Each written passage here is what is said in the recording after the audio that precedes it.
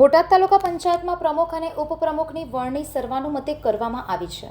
તાલુકા પંચાયતની કુલ 22 બેઠકોમાંથી ભાજપ પ્રેરિત 19 બેઠકો અને કોંગ્રેસને 3 બેઠકો મળેલ હતી.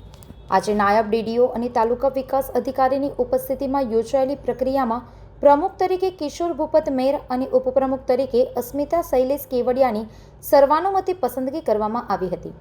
વરણી બાદ ચૂંટાયેલા સભ્યો, સંગઠનના કાર્યકરો અને હોદ્દેદારોએ નવનિયુક્તિ પ્રમુખ ઉપપ્રમુખને પુષ્પગુચ્છ અને માળા પહેરાવી શુભેચ્છા પાઠવી હતી. આ પ્રસંગે તાલુકા પંચાયત કચેરી ખાતે ખુશીનો માહોલ જોવા મળ્યો. બોટાદથી વિપુલ લોહાર સાથે B1 ન્યૂઝ વડોદરા. કિશોરભાઈ ભૂપતભાઈ મેર.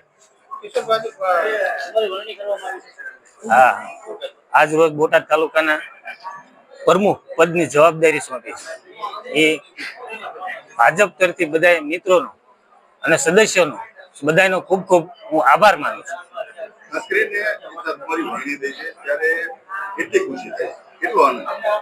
આનંદ તો હોય જ ને સાહેબ.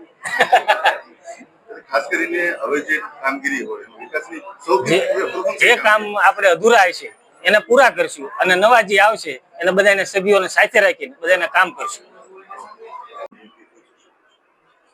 આજ રોજ બોટાદ તાલુકા પંચાયતના પ્રમુખશ્રી અને ઉપપ્રમુખશ્રીની ચૂંટણી યોજવામાં આવેલી, જેમાં 22 સભ્યો હાજર રહેતા ફોરમ પૂર્ણ થતા સમયસર અમે પ્રક્રિયા શરૂ કરેલી હતી અને ત્યારબાદ ચૂંટણી હાથ ધરતા પ્રમુખના પદ માટે કિશોરભાઈ ભૂપતભાઈ મેરને 22માંથી 19 મત મળેલા, જેથી અધ્યક્ષ અધિકારી સાહેબે એમને પ્રમુખ તરીકે જાહેર કરેલા છે.